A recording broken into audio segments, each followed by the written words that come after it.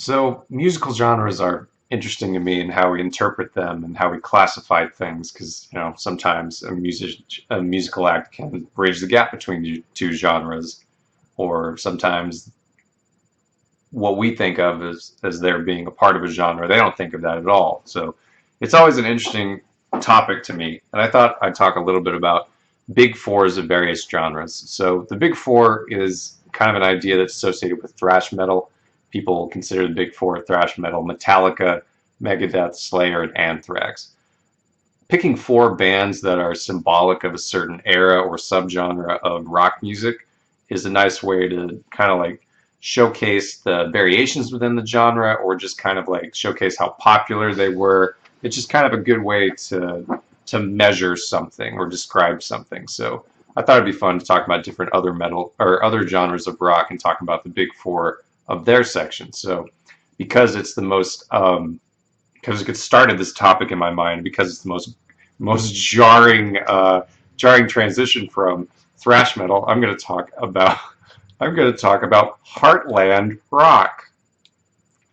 Heartland Rock. What is Heartland Rock, you might be asking, if you're not an old fogey. So Heartland Rock kind of reached its peak in the 80s and started off with some of its members in the 70s and kind of petered out in some regards by the 90s. But it was kind of this like folksy, rootsy rock sound that talked a lot about love and stress and economic problems and things like that, in a changing landscape of an area of the United States called the Rust Belt.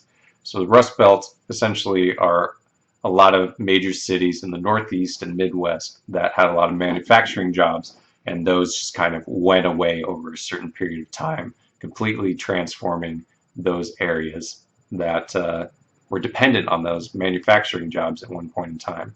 So some of these artists came from those places, and some of them not so much, but they certainly like kind of match the same ethos. But um, I'm going to talk about the big four of Heartland Rock, and then kind of like my opinions of them and like where I rank them. So uh, the first one that kind of comes to mind when you think of Heartland Rock, and what some people kind of consider like the one who popularized it, and maybe even the most popular example of this, would be Bruce Springsteen.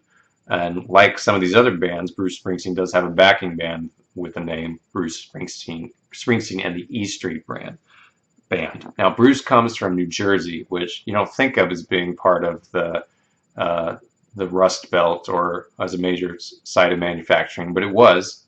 And places like Camden outside of Philadelphia are definitely an example of a city that was transformed by the manufacturing leaving, and the social dynamics of the city completely changing. So I lived for a time in New Jersey, so I was definitely aware of it. And you think of New Jersey as being like this place that's like all urban and not a whole lot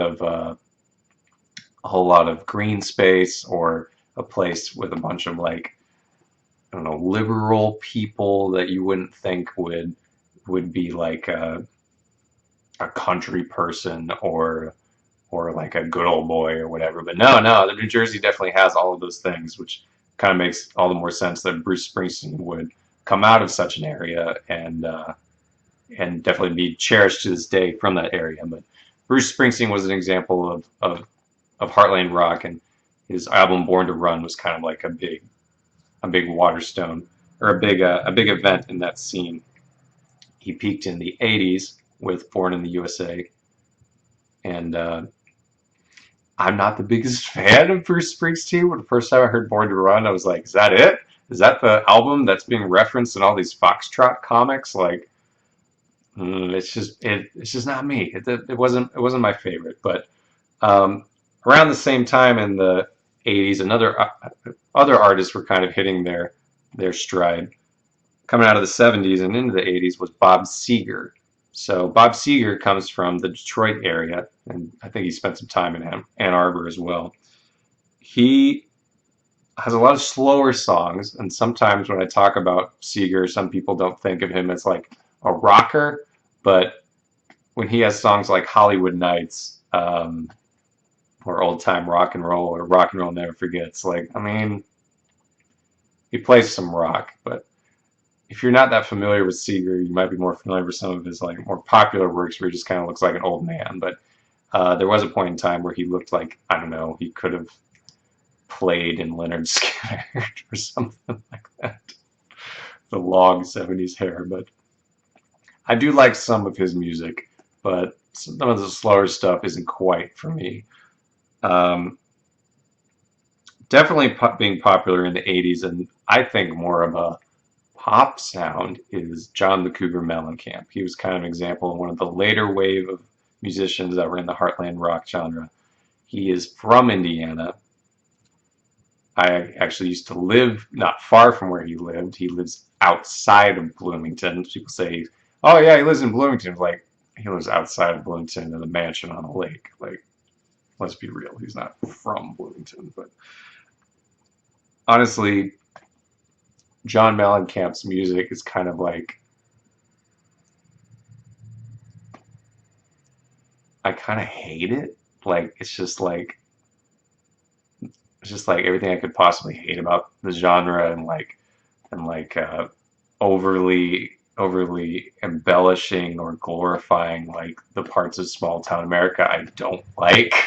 Like, I don't know, just, and he's very politically liberal, so it's not like I would say he personally like glorifies the things I don't like about like backwoods, uber conservative, God fearing Indiana, but um, I do feel that way when I hear like his songs like Pink Houses and Jack and Diane and all these other things. Like, I swear Indiana plays more or John Mellencamp music than any other place I've ever lived. Like, you drive across the state, it's like, and here we are. Here starts the John Mellencamp music. Now, the last member of Heartland Rock of the Big Four is, you got Springsteen and the E Street Band, John the Cougar Mellencamp, Bob Seger, and the Silver Bullet Band. You've got Tom Petty. Tom Petty is from Florida, so he's a little bit outside of this Rust Belt area. But I suppose another way of testing if something is Heartland Rock is if you can imagine a single guy outside of a restaurant or a venue or whatever with a single acoustic guitar playing a whole bunch of songs by this band somewhere in the Midwest. That's probably a Heartland Rock band. And hey, you guessed it. Tom Petty fits that bill to a T. I really like Tom Petty. He has a bunch of good songs, good music, without it being like overly derpy or country or sentimental or whatever. Like, he just hits that sweet spot of like,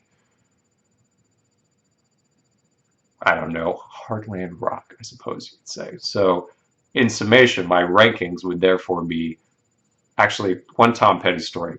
Um, I got into Tom Petty, two Tom Petty stories. I got into Tom Petty when me and my buddy were in college in Ohio, and we heard this new song on the radio. It was by Tom Petty, and it was like 2006, and he was putting out like a pretty good single. It may have been like the last new song I heard from him that really struck me right in a good way. But I think it was like Saving Grace. Find that saving grace, don't you, baby?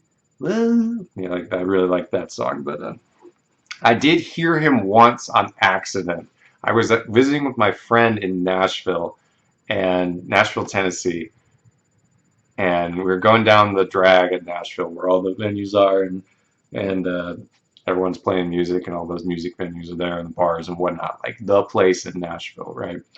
And we were like at the back door of the Ryman Auditorium. I don't know why we got there or whatever, but we had like our ear up to the door, and we were like, "Yep, yeah, that sure is Tom Petty playing that music." And it was kind of cool just to be like, "Yeah, there he is. We're sort of hearing him. We're at the back door of the Ryman listening to Tom Petty." But unfortunately, Tom Petty is the only one of these guys that's passed away. It's definitely before his time. I do rank him the highest of the big four in the Heartland Rock. So Tom Petty by a city mile, and then I got Bruce Springsteen because I do like some of his music.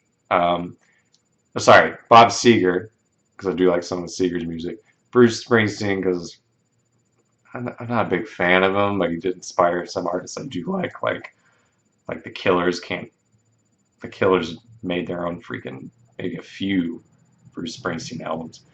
And then I got John Cougar. I do not like John Cougar Mellencamp.